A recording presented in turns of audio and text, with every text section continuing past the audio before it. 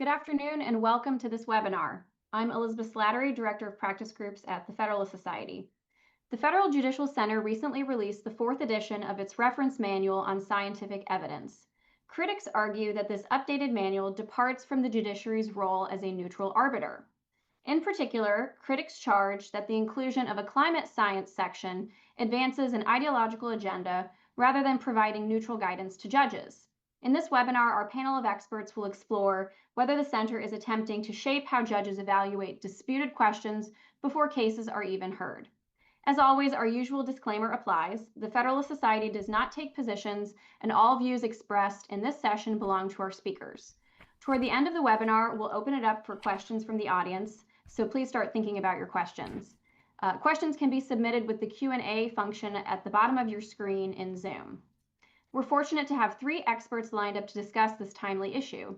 In the interest of time, I'll keep their introductions brief, but their full bios are available in the Zoom Resources tab or on our website. Today, we'll hear from Michael Fregoso, who's a partner at Toradon Law and former Chief Counsel to Senate Republican leader Mitch McConnell, Carrie Severino, President of the Judicial Crisis Network, and Michael Williams, Solicitor General of West Virginia. So with that, Carrie, let's start with the basics. Can you tell us what the Federal Judicial Center's purpose is and who runs it and oversees its work? Yeah, so the Federal Judicial Center is basically a government research and education agency for the federal courts. The idea is they are going to provide research on like best practices for running a jury or courtroom efficiency or writing opinions and things like that. They provide training for new judges, and how to do all of those different things, how to run your chambers and things like that. And then also continuing education for judges. Say there's new legislation or something that that might affect them, or sentencing issues that are developing, then they would provide that kind of education. And they also keep track of some of the history and documentation on courts. So they're supposed to be, in theory, this neutral organization that's just there to support the basic workings of the federal courts. And tell us a little bit about who runs it and who oversees its work. Yeah, so it's run by a board that is headed by the Chief Justice and then several other judges. There's a couple Court of Appeals judges, there's 3 district court judges, a bankruptcy judge, and a magistrate judge, and they're all sort of elected by another group of federal judges. So there's all these different layers, as there often are in some of these arcane federal agencies, of how those people get on there. They choose a director then. The current director is a former judge who was appointed by President Obama, and she is running, now has retired and is running the Federal Judicial Center. But crucially, they are still part of the government, so they get funding from Congress. About $35 million a year is what they're currently at. So Michael Williams, could we turn to this new reference manual? Walk us through some of the areas that have been flagged as problems. Yeah, so I think the principal area where we've seen some issues is in the new climate science manual, part of the reference manual. I think there are really 2 distinct problems with the way the climate science manual in particular was put together. One is the source of the material itself. These folks are academics, they're associated with Columbia University, but ultimately they do come from a very particular perspective. One of them, for instance, is affiliated with the Sabin Center, which has really been working hand in hand with some of the plaintiffs' lawyers who are involved in some of the climate-related litigation that's currently making its way through courts. So there's kind of that initial sourcing problem. And then what we see is that from that sourcing, we get a very one-sided perspective of what climate litigation is meant to look like.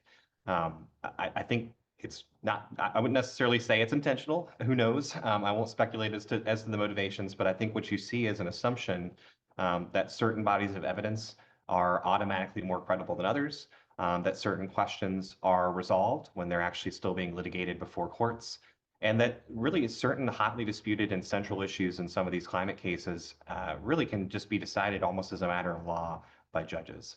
I think maybe the best example of that is this question of attribution.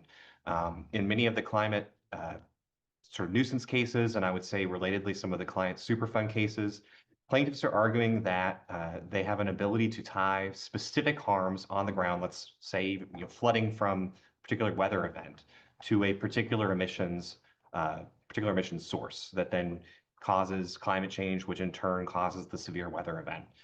As you might imagine, that's a somewhat controversial idea, but the manual really seems to treat this so-called attribution science as a given, and in fact cites some of the most controversial sources in the field when it comes to supporting that idea. There's a one in particular that's sort of the basis for some of these Superfund laws is then cited as though it's sort of an accepted body of science, when I'd say it's still being highly disputed. The climate science part, I think, was the one that drew our attention the most, but I wouldn't say it's necessarily the only problem. There are other parts of the manual, for instance, that describe science from sort of more of a top level perspective, and that might sound somewhat unobjectionable, but it really emphasizes a heavy on consensus, heavy on total agreement kind of approach that in many ways actually seems inconsistent with the approach that courts are supposed to take through the Daubert framework, right? It's the Frye framework that Daubert turned away from was more of a consensus, nose counting kind of approach to science in federal courts. And this manual seems to have kind of gone back to that in some way and say it's not credible unless a bunch of people agree about it. And I think that's obviously a dangerous suggestion. I think there's also some parts of the manual that talk about diversity and that really try to hone in on particular protected classes, particularly protected groups, and maybe put some people on the list that you might be surprised to see. Gender identity obviously is one of great controversy in all kinds of different contexts, but incarcerated persons are listed as one group that's sort of worthy of a special attention by virtue of diversity, and I think that might be surprising to some. But all in all, I think that the manual is sort of permeated with a preference for institutional committee-based work, and in particular, often with the imprimatur of certain governments.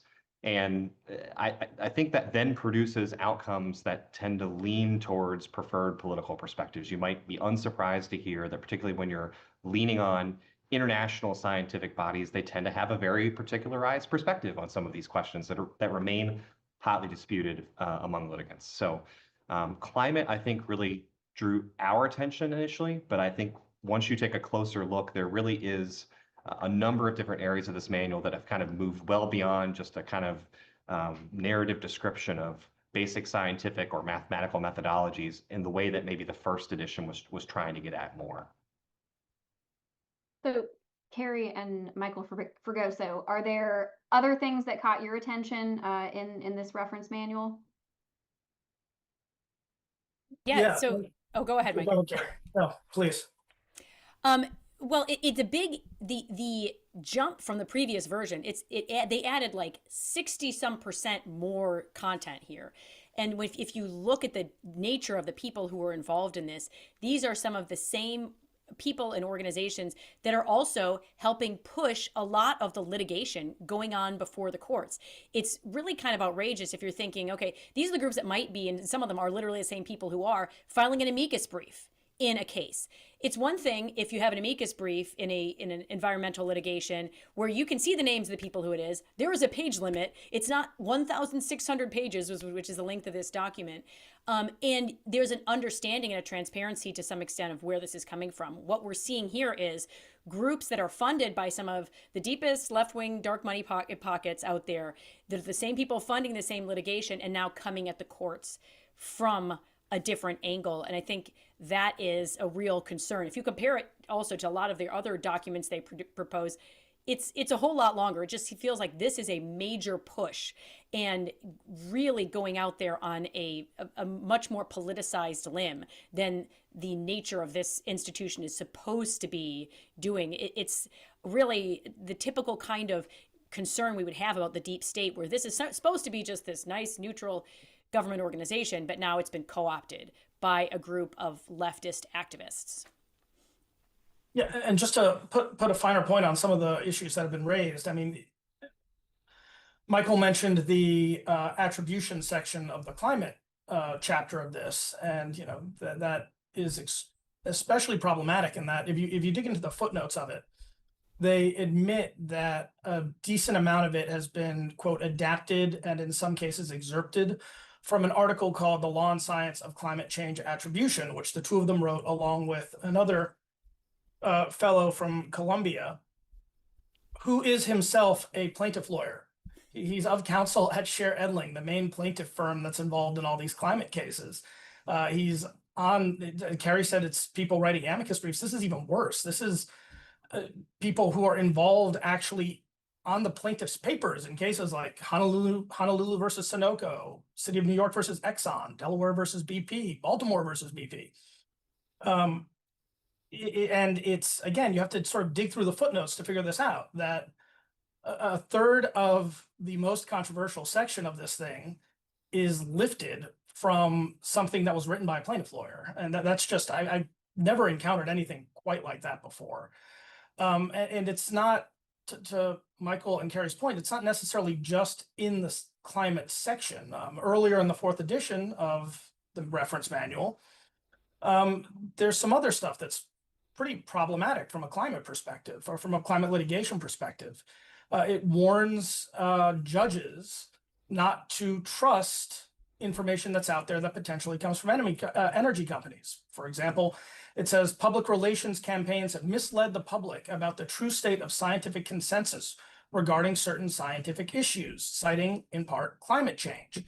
Now, if you follow these climate cases, a lot of them have sort of moved on from the climate superfund or public nuisance context to a consumer protection context. The whole point of those claims by states and municipalities, or cases here in the District of Columbia on this, are that the oil and gas companies are misleading the public about the true state of scientific consensus regarding climate change. So judges are being told at the outset to look favorably upon the kinds of claims that are being brought by some of these municipalities. And then lastly, to how intentional all this is. I mean, if you poke around online, you go to the National Academies of Science, Engineering, and Medicine's website, they have meeting notes of the meeting where they decided to plan this. And there you have former DC Circuit Judge Tatel, who's been very involved in these sorts of issues for a while, out and out saying many of these cases are going to come before judges who are skeptical, and our challenge is to figure out how to present this evidence in a way that's credible. He goes on to say that the 4th edition has to take this problem very, very seriously if we want it to have an impact on judges, because the question is, how do we educate them in a credible way that they will accept and open their minds to looking at the science? It's very tricky. It's hard to see this as anything other than a deliberate effort to use the Federal Judicial Center to affect the course of litigation by convincing the judges to take one side ahead of time. It's again, pretty shocking. And I guess, oh, go ahead, Michael. if I could just add one more thing, I think there's even a broader structural point about what's getting selected for discussion. I mean, I think it's one thing to say, let's write a chapter about statistics and how sort of you do the basic math of statistics. And maybe it's a nice idea, at least in the abstract, to describe the scientific method. I think it's quite another when you look at the ones that have recently been added. It's AI, it's climate. These are the cases that are making up the kind of bulk of they're the hot new trends in plaintiffs litigation. That's not a coincidence, right? So I think even before you have to drill down into the footnotes, that's where kind of the game's given away. But the choice to even address those topics to begin with is kind of a tell about what matters to the authors in the first place.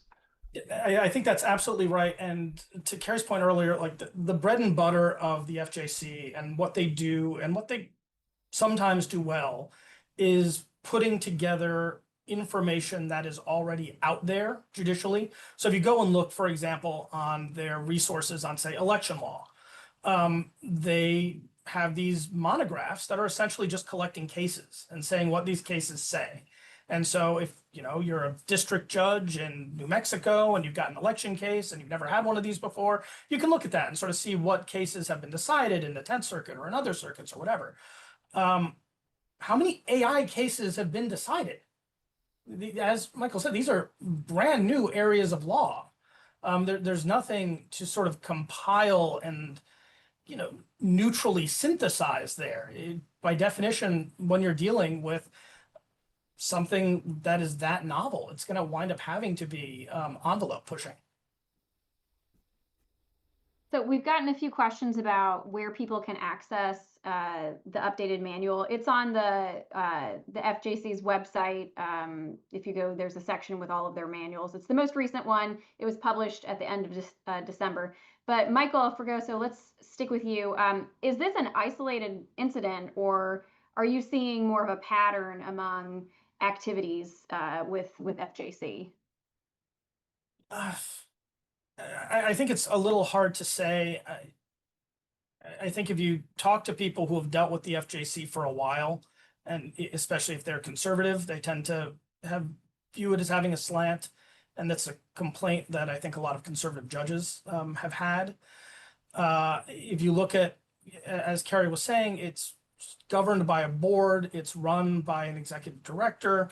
If you go back and look at the executive directors over time, they tend to be left of center. You've got a decent number of Carter appointees who do it. For a number of years, it was run by Judge Fogel out of San Francisco. He's, a guy who ruled California's death penalty unconstitutional. He was a friendly witness called by Senator Whitehouse in his crusade against Clarence Thomas. He's on the board of the Environmental Law Institute, which runs its own sort of parallel program to try to get in front of judges, the Climate Judiciary Project.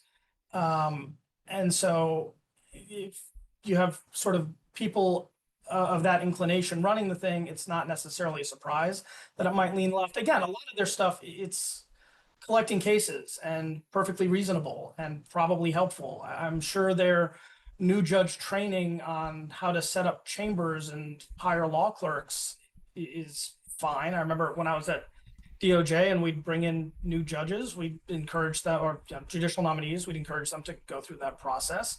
At the same time, if you peruse their website, you find things that are problematic. Look up implicit bias. There's a pretty open mind in the FJC to implicit bias judge science. I think it's definitely cause for concern. It's part of a bigger issue, frankly, in terms of the judicial bureaucracy. We tend to think about the courts as like the courts and judges. But there is this whole kind of ossified bureaucracy around it, the Federal Judicial Center, the Administrative Office of U.S. Courts. And I think the Chief Justice has been doing good work with, Chief Judge Sutton and Judge Conrad to try to bring that into a more sort of coherent model that's actually serving the courts a little bit better and less of a captured bureaucracy. But as with any federal bureaucracy, they tend to get captured. And I think it's probably safe to say that the FJC has been. So before go ahead, Carrie, if I could just add, I think this is just the problem with having the growth of federal agencies in general. You have things that are supposed to be a nice, neutral organization, and it does over time become basically part of the deep state. And, maybe some of their programs are useful. I would say I would take that with a grain of salt. Like, I'm not sure how much added value there is. You've got judges who themselves are the ones giving continuing legal education. How much work is really necessary to be done to provide continuing legal education to the judges? Anytime you're doing that and creating a system, you do just create the opportunity for that capture and for the opportunity for people on the left to be using it to frame it in their perspective. I would say I wouldn't have a problem if, with downsizing the entire thing, if it means taking out those kind of thumb on the scale type efforts that we've seen here. And we've seen some of these same groups attempting in other ways to influence judges. The Environmental Law Institute that was mentioned and their Climate Judiciary Project has been running educational sessions for judges that they've dealt with thousands of federal and state judges now, trying to, again, educate them. But we all know that when you're controlling what is perceived as being this baseline thing, though, you can have a real outsized impact. Nowadays we're smart enough consumers of information online that everyone goes to Wikipedia and you realize the person who's writing this might have their own agenda. I think it's very dangerous when you have something being presented by the federal government or a government entity, because at the end of the day, truly there is another agenda behind it, and it's being laundered through the Federal Judiciary Committee. So Michael Williams, could you talk a little bit about the state AGs, how they're drawing attention to this and pushing back? Yeah, so I think there's been a twofold effort on the part of the AGs. One is we've gone directly to the FJC itself and raised our concerns with the FJC specifically about the climate science section. I think sometimes these folks maybe don't even understand exactly what they're saying when they embrace some of these propositions and maybe how controversial some of what they're saying really is. So the hope, I think, at least, was to flag for the director, at least, that some of these things were said and exactly why those questions are still an open question and are being actively litigated in federal courts.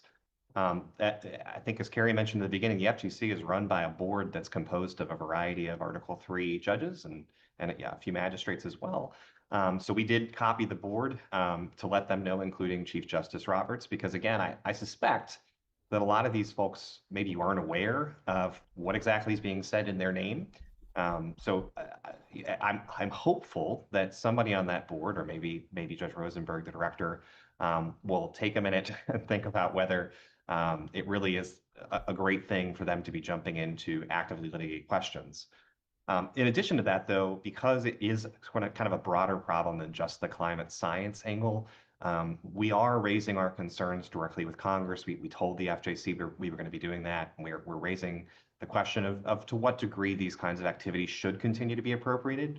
And again, I think it's a lot of what Carrie just said, that what might start as kind of a good, useful, limited mission. Again, I think the first scientific manual might have started as kind of a good, useful mission, opens the door for the mission to evolve over time in a way that becomes somewhat more destructive.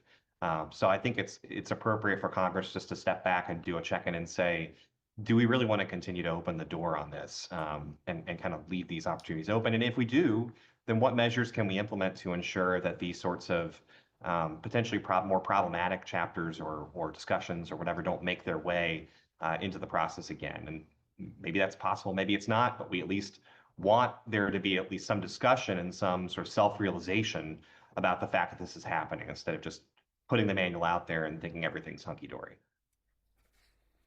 So, Michael Fregoso, there's a House Judiciary Committee investigation already underway into some of these climate groups, and now the group of state AGs have asked the committee to expand it to include looking into FJC in this manual. Can you tell us about the investigation? Has the House committee uncovered anything yet, and how do you think that may play out? Yeah, I think it's very interesting timing because, as you say, the House Judiciary Committee is investigating some of these climate groups. They're looking into the Climate Judiciary Project and the Environmental Law Institute and the program that Carrie was just describing, where they've essentially held private education sessions for 2,000 state and federal judges to try to teach them the correct climate science. The House has been looking into this. Chairman Jordan, Chairman Issa, and then I believe also Congressman Hunt have been very, very involved in this. As to what they've been uncovered, it can be sort of a little hard to know that. The House investigative process is a process. There's sort of a way that it tends to move. First, they send a letter. They've sent letters. They see what kind of responses they get from those letters. If those responses aren't sufficient, then they issue a subpoena. And I think it has not quite reached the subpoena stage yet. I think they're still in the send letters, get responses stage. And so it's the letters they've sent have been pointed and smart, and we'll see what kind of answers they're getting. But I mean, the other thing about these House investigations is that they're designed to sort of shed light on things and to have sunlight be the best disinfectant here. So I think once they get the information that they have to answer the questions about what ELI and CJP are up to, we'll find out about it. And the fact that it does tack very well or very closely with what's happening at FJC, I'm not at all surprised that they expand their investigation to include this too, where frankly, they even have clearer authority because they're the House authorizing committee for the Federal Judicial Center. It's not a nefarious nonprofit that they're going after. This is something that exists pursuant to their statutory authorization. So if they've got questions about this, they should get answers from them, as should the appropriators. As Carrie said, they get $35 million a year from the Appropriations Committee. I would bet money that the relevant appropriators, Senator Haggerty, Congressman Joyce, had no idea that this was going on when they, increased the FJC's budget this last year for a variety of understandable reasons. They were almost certainly kept in the dark on this stuff. And so if I were the appropriations committees, I'd be taking a hard look at this too, both in terms of getting answers and in terms of looking at what should be funded in the next appropriation cycle, which should be starting any week now.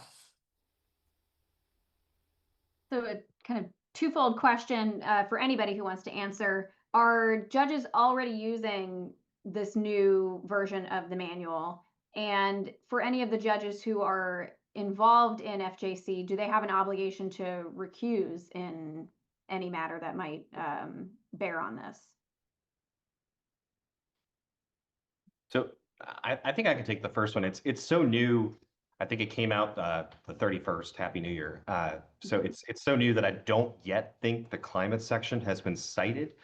But I do want to emphasize this is not just some manual that goes up on the shelf and gets ignored. And I think, well, let's be honest about the way that some judicial work happens. It often happens that at least some 23-year-old kid like me was assigned to write some memo or a draft opinion or something and has never dealt with complicated questions of epidemiology or climate science or statistics, whatever. So they go looking for any kind of resource they can find.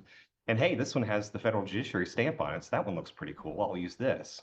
And I think that's really how this manual gets used and maybe why it's more dangerous than if it were just frequently cited, because it does operate within chambers. I can tell you it's used within chambers for at least clerks. And so it becomes this ex parte communication that we don't know exactly how it's influencing cases, but we know it helps shape some of the thinking behind the opinions that ultimately get written. In answer to your question, like I said, I did run a check to see if anyone cited it yet. I haven't seen it yet, but I think it's only a matter of time, at least, before someone's reaching for the shelf to read it in one of these pending climate cases. Any thoughts on whether there could be calls for recusal and any sort of climate litigation for judges who are involved with FJC?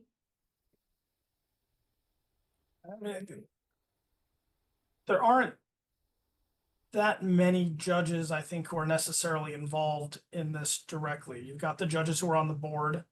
I think a recusal call for them would probably be difficult. It's pretty attenuated. I don't think the board has really management control over what's going on at the FJC. I mean, I think an interesting question is what does Justice Kagan do with this? She wrote the foreword to this, and I don't know if it meets the recusal standard or what, but I would be shocked if she realized quite what she was signing on to.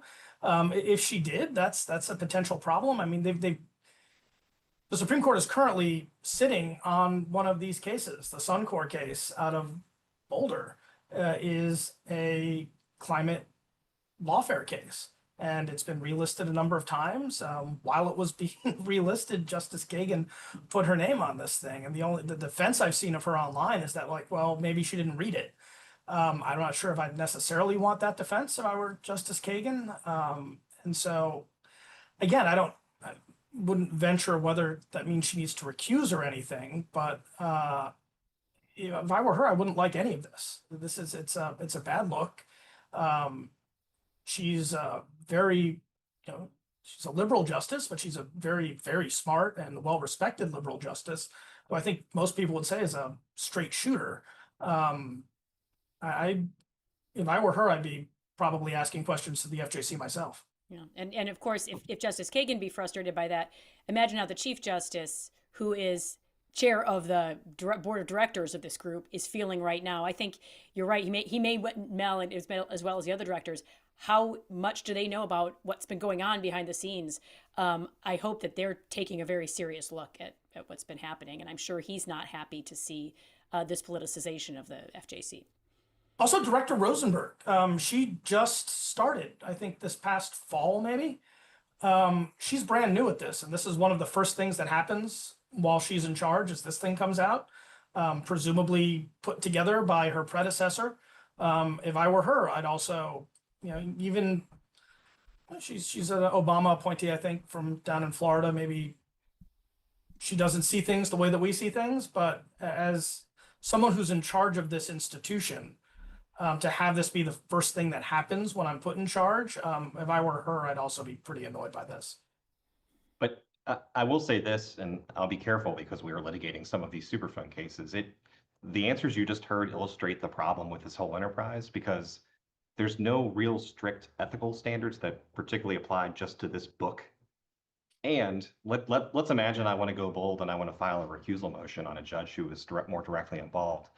Now it looks like I'm anti-science, or I'm opposed to science because I'm literally moving against a scientific manual that's put out by the federal judiciary. And it's a pretty hard thing to swallow for a lot of people. So it puts us in a very difficult position as litigants.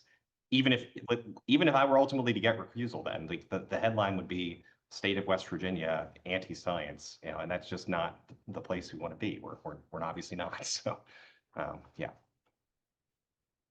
And if I can just putting the whole trying to claim the mantle of science into context, this is not a new move on the left. This is something that the capture of some of the the groups claiming scientific consensus was revealed in the Scrutiny case recently as well, and through some of the other litigation having to do with trans hormones and treatments for minors. And it was revealed in some of the discovery in those cases that these organizations that are claiming to just be giving you the scientific consensus on, in that case, the status of transgender medicine for minors, it turns out we're working hand in glove with the advocacy organizations. We're tailoring their scientific recommendations to help litigation.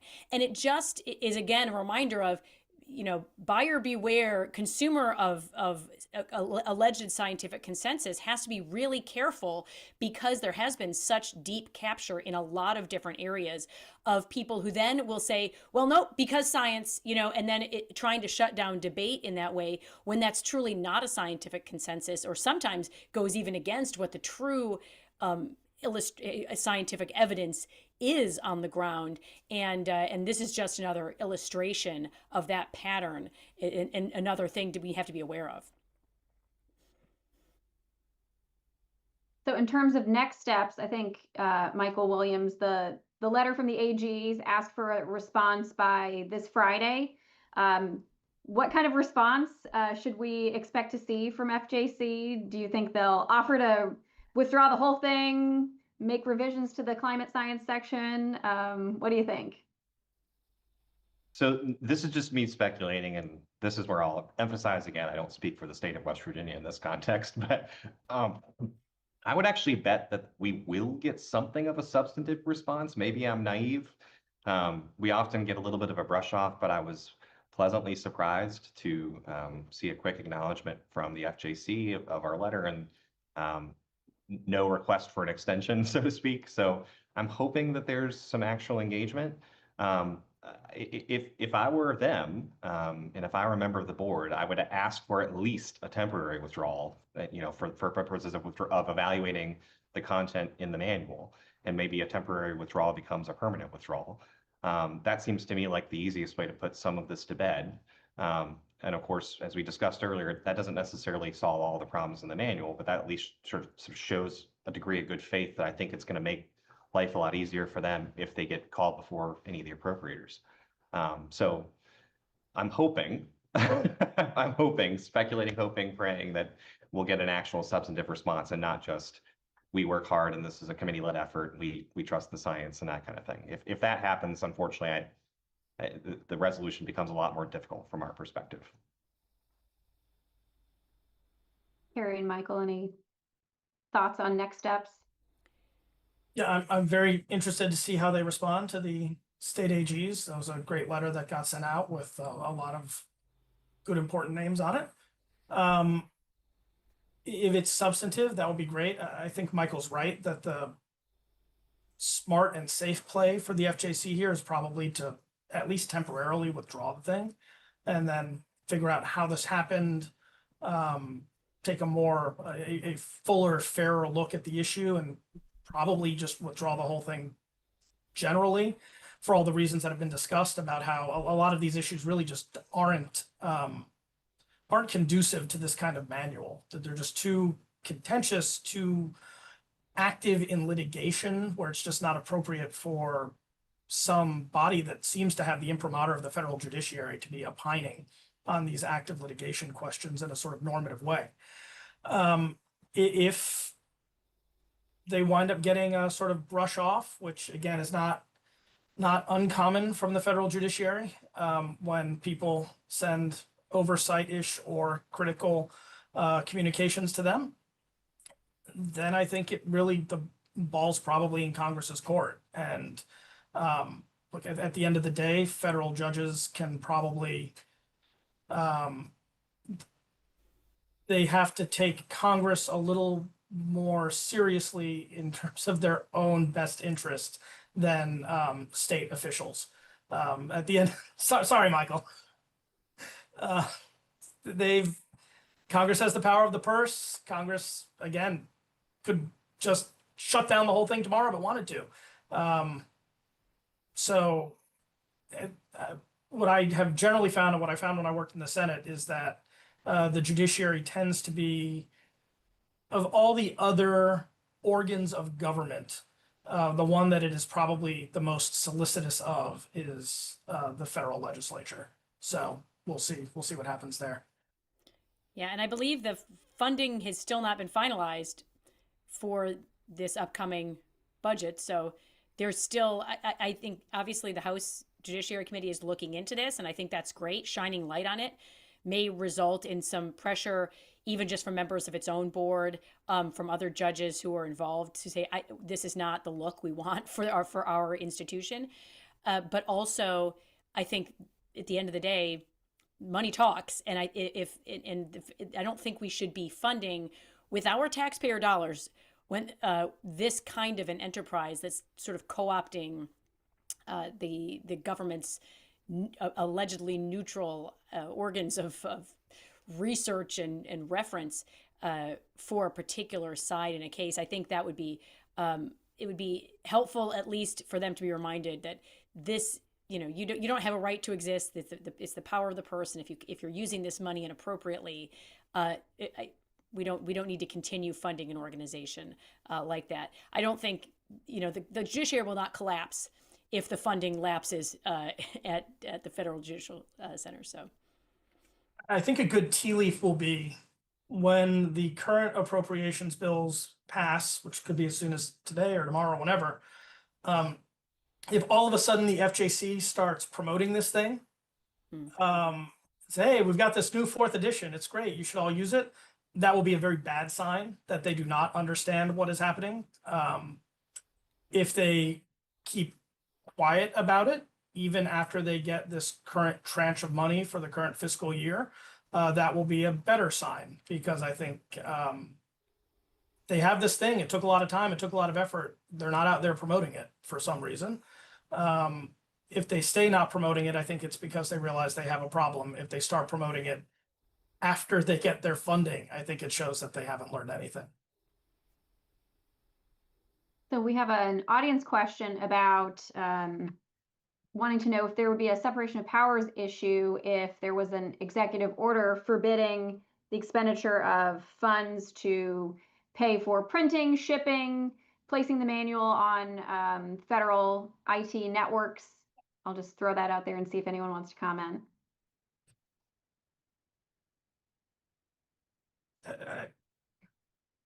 Maybe. I mean, the federal judiciary tends to have a lot of its own infrastructure, largely for this very reason. And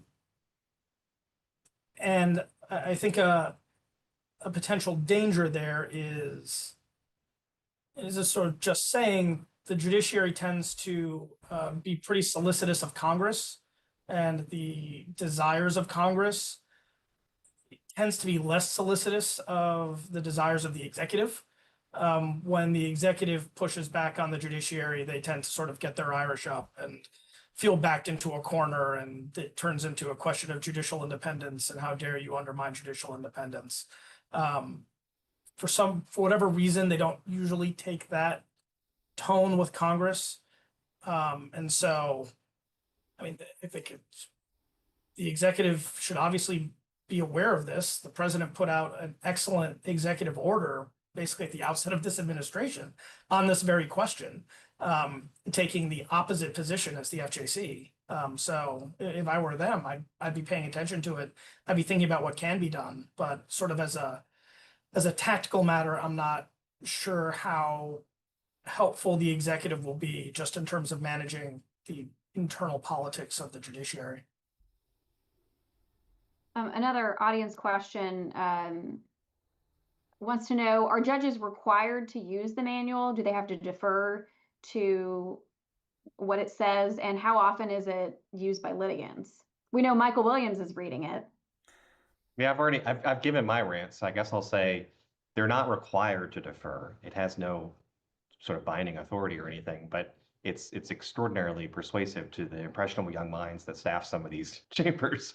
And I'm making jokes, but I think the judges also do look to this stuff because it's an authoritative text that comes from the federal judiciary. It sounds really important, right? So it's nicely citable. So I think it's being used and it has substantial persuasive effect, even if it's not binding.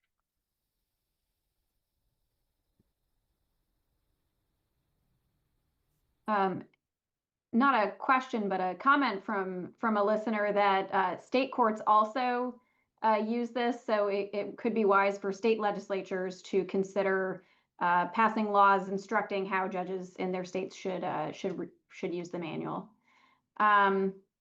Okay, I think we have time for maybe one or two more questions. Somebody wants to know about the role of the National Academies of Science in the manual. Do you know if were they involved? Is this how some of the environmental groups kind of, as one person put it, got smuggled in?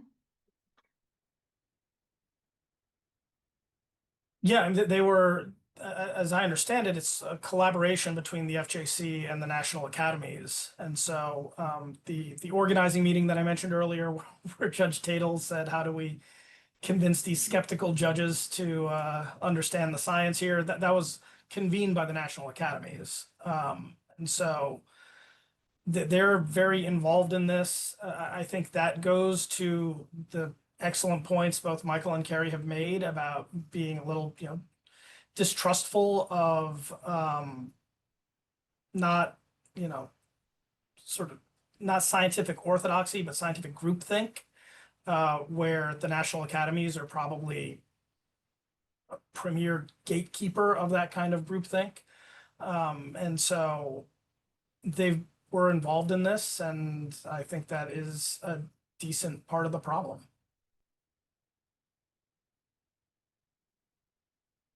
Well, before we close out, I just want to check in and see if there is anything we haven't hit on that you want to mention about this situation. Any concluding thoughts?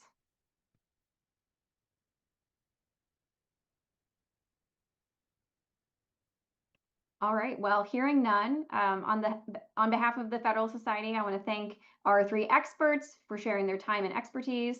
And I want to thank our audience for joining and participating.